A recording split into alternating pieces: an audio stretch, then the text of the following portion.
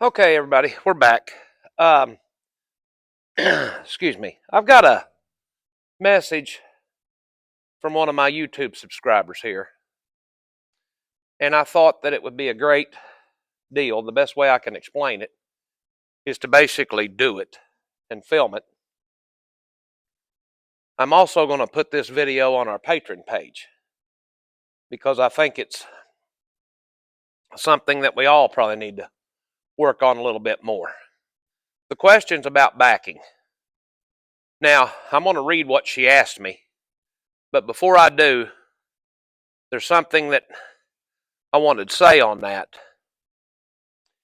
If you've got a horse and it doesn't stop well, I'll promise you it doesn't back well. Or if you've got a horse that doesn't back well, I'll promise you it don't stop well. Because stopping and backing somewhat the same thing. I had a horse in here the other day that I'd gotten on the first time. And I'd done my backing on my groundwork. But when I got on him, before I went anywhere, I put pressure on the mouth and just held it. And it was uncomfortable for the horse because they went to flopping their head around, and I just held that until they took one step back. Okay? That's all I wanted. Just give me one step, So, but now here's the question. I have a question about checking the back up from beside the rib cage or even long lines. How would you do it before getting on the saddle? Okay? That right there is a 2-point answer. I quit using drive lines a long time ago. I remember learning how to start colts from a man named Butch Squires. We had a round pen. We would run our long lines through the stirrups and sit out there in that round pen and drive colts until I absolutely wanted to cut my own throat. It's very boring. Number one, if you teach a horse to back by using those drive lines, I can tell you what's going to happen. When you go to pull them backwards, that horse's head's going to come down here between his front legs. And he's going to be down here and he's going to be pushing for all he's worth. I know, because that's what used to happen to me. In today's world, I do not use long lines. I do not use drive lines. I don't use none of that. I get my horses, I get a foundation on my horses. I get my horses prepared to get on before. And the thing of it is doing it getting the horse soft, supple, and light before I ever get on it. That's called the foundation. Okay? So everything in the horse industry, well, in my horsemanship and most people's, we do nothing what we did 30 years ago. We just don't do it. Now, with that said, on me teaching a horse to back, and I'm going to get to your question here, doing it from the rib cage here in a minute. But when I teach a horse to back, and this here is a 2-year-old that I've ridden one time. She has the foundation on her, as you could tell. She'll get away from that stick. She'll disengage that hind end. When I teach a horse to back, and I'm going to do it this way, I'm going to get sideways here where you can really see. I will get out here,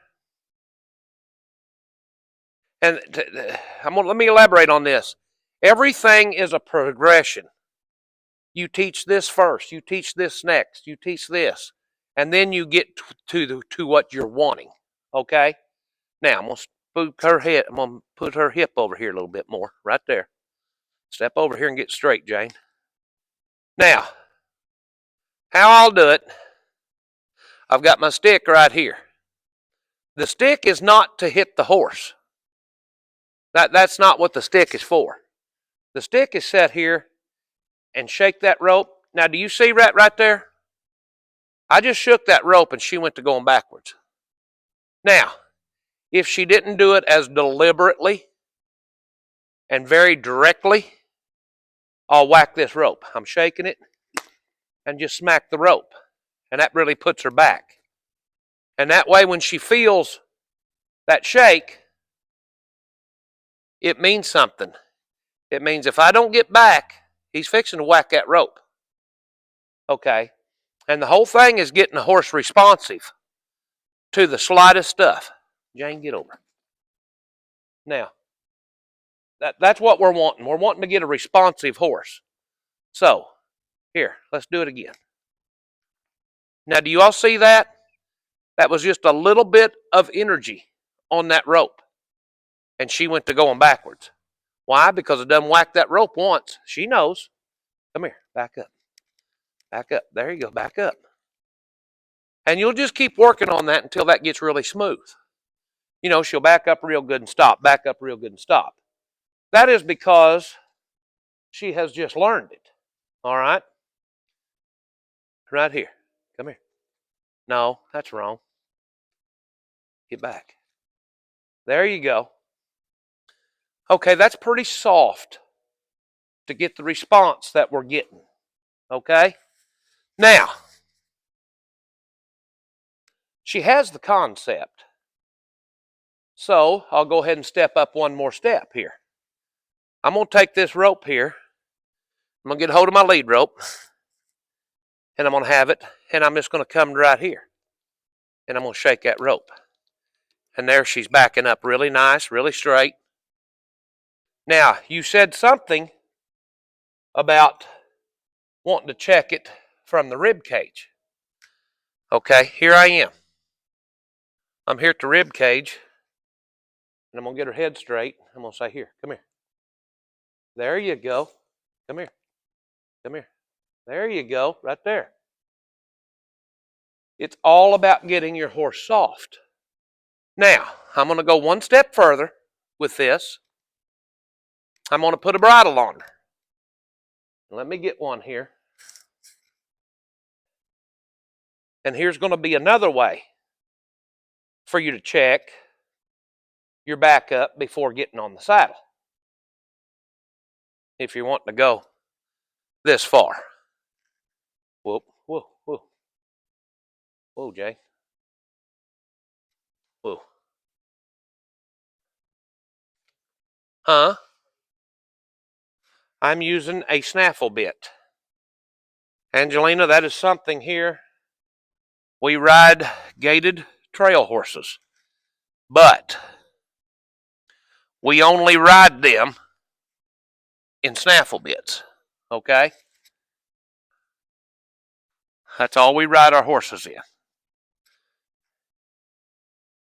She's only had this bridle on one time. And I rode her that one time.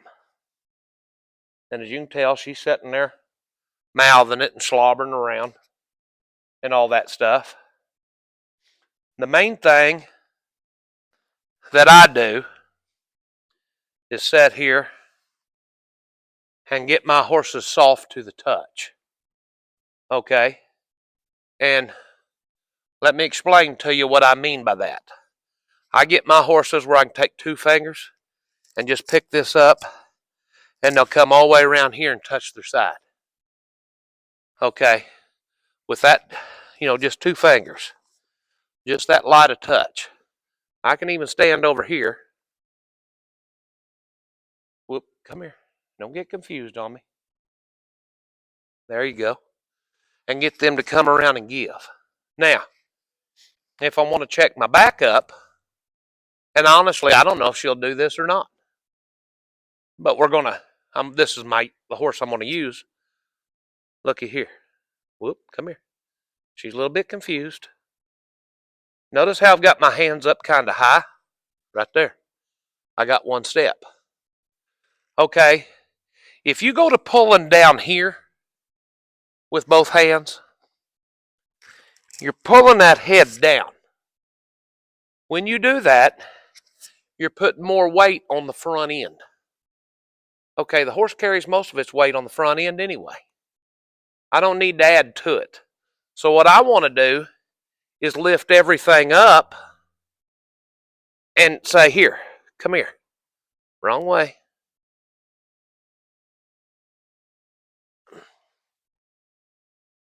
Now she thinks I'm wanting to flex her. I don't want to flex her. We haven't backed her up. So right here. There you go. There you go. See, that there was just one step. You can sit here, come here. Now looky there. We got another step a lot quicker. There you go. You know, try to keep your reins even and lift up. Look how much more responsive you're getting.